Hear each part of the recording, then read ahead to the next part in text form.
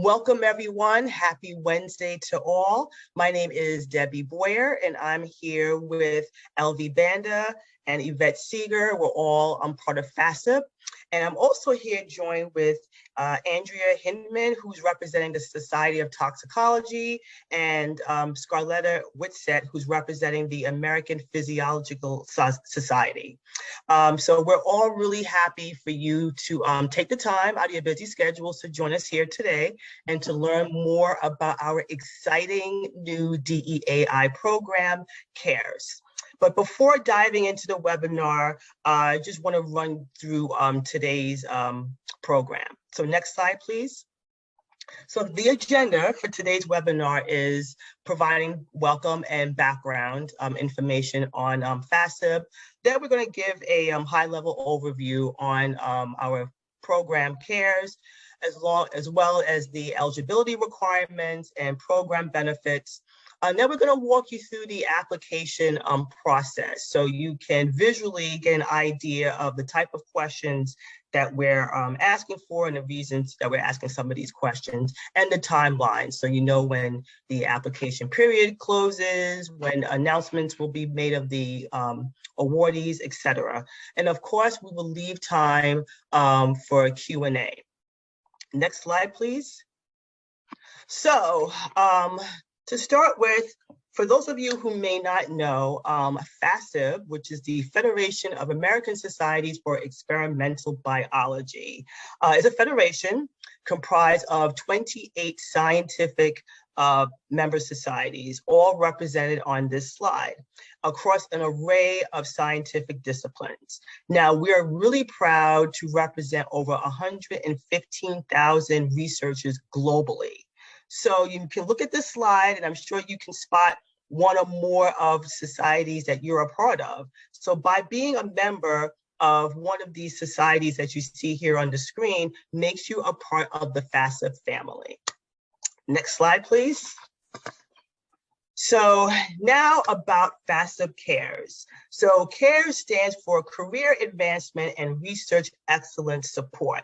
This is our new Family Care Awards program, which was recently launched as part of our suite of DEAI programs. Now, FASEB CARES is going to make a positive impact on the lives of our scientific caregivers from historically excluded communities by providing financial support to help alleviate financial burdens associated with caregiving while enabling our society members to continue with their scientific training, participate in other professional development opportunities, as well as help with career progression.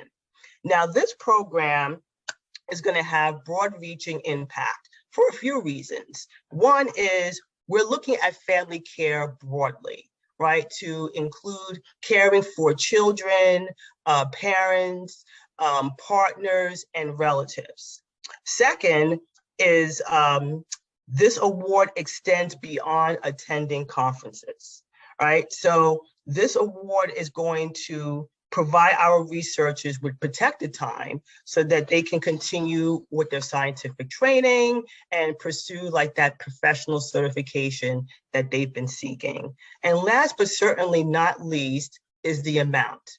We're going to be awarding $5,000 to 10 recipients. And while any amount that any other awards programs are helpful, we recognize that family care is very expensive. And this substantial award will help alleviate some of the financial burden that's associated with caregiving. Next slide, please. So eligibility requirements. So that was just a very high level overview of CARES. So you're like, okay, what are the requirements? So first is that you have to be a primary caregiver. Second, a U.S. citizen and or legally authorized to work in the United States. And this is for tax purposes. And then last, you must be a member of one or more of our full member societies. So when societies become members, they have the option to choose their membership level, right? So full member status gives our societies many more benefits than our associate members receive, such as being able to participate in our suite of programs. So if you're unsure where your society falls, you can go on to our website and the Who We Are section, and you'll find a list of our member societies broken down. You see the list of full members, and then you see the associate members. Many of our volunteers are members of multiple societies. So if you see that your society falls under associate level, have no fear. You can always, if you choose, join another one that aligns, with your interest. So now that you've gotten a program overview and heard a little bit about the eligibility requirements, I'm going to turn it over to Elvie and Scarlett to discuss the application process. I'm sorry. I take that back. I'm going to turn it over to Andrea to discuss the benefits. I apologize. Thanks, Debbie. Yeah, so the next slide here is benefits of the FASEB CARES program. This is intended to promote career progression, supporting the attraction and retention of caregivers in science. A recent NSF report noted how there's a huge barrier between STEM education and training and kind of transitioning to that workforce representation. And so this program not only focuses on caregiving or caregivers, but also those who have been historically marginalized and excluded from these STEM environments. And so finally here on this slide, broadens professional development opportunities for caregivers in science. So I think, a STEM professional, they can be many different things, including a caregiver. And I think this award program is a really great opportunity for FASEB to show and identify people that they're caregivers, they're STEM professionals, they're many things, and there's not just like one embodiment of a STEM professional or researcher. So back to Elvie. All right, thank you. So I'll just begin with a brief walkthrough of the application process itself. And so it begins if you're on our FASEB website, we have a carousel that features images of our suite of DAI programs, and one of which is Family Care Awards. So if you were to click on Learn More, it will take you immediately to our application platform. And here on our application platform, again, it hosts our suite of DAI programs as they're all on one combined application portal. On the upper left-hand corner, you'll see FASEB CARES, and you'll be able to see leads as well. So once you click on the bottom right-hand corner, you'll see Start Your Application there, and it will take you immediately to the application platform. And so once a potential applicant selects the CARES program, they'll have about 20 minutes to complete the application. However, as we know, for many caregivers, life is busy. There are a lot of different things for them to juggle. So you're always able to save your work and complete at a later time. And so in order for you to proceed though, however, when you begin this application, you have to be a current member of FASEB School Member Society.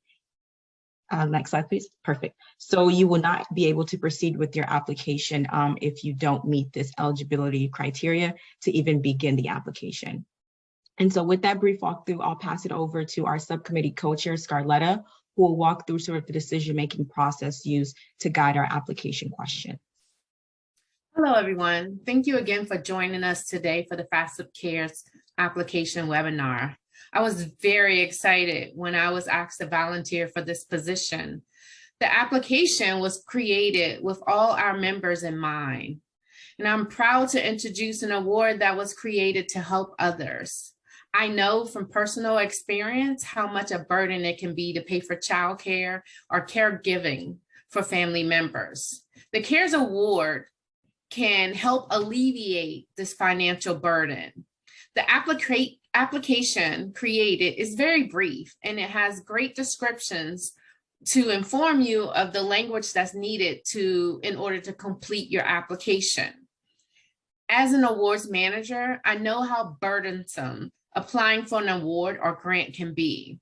This is why when creating this application, we made sure there was no deterrence when filling out the application. The questions required are very brief. One of the most important questions is your explanation of need.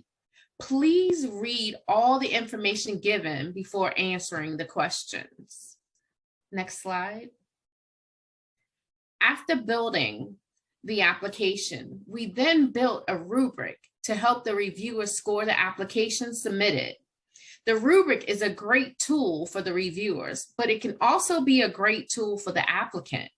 It shows you the point scale and how the application should be completed. Rubrics are important because they clarify for applicants the qualities their work should have. The rubric can help you with self-assessment of your applications before you submit it. Next slide. Once you submit your application, you will see this notice stating your information was submitted successfully. It is very important to make sure that all the required fields are completed so that your application can then be reviewed. Incomplete applications will not be reviewed.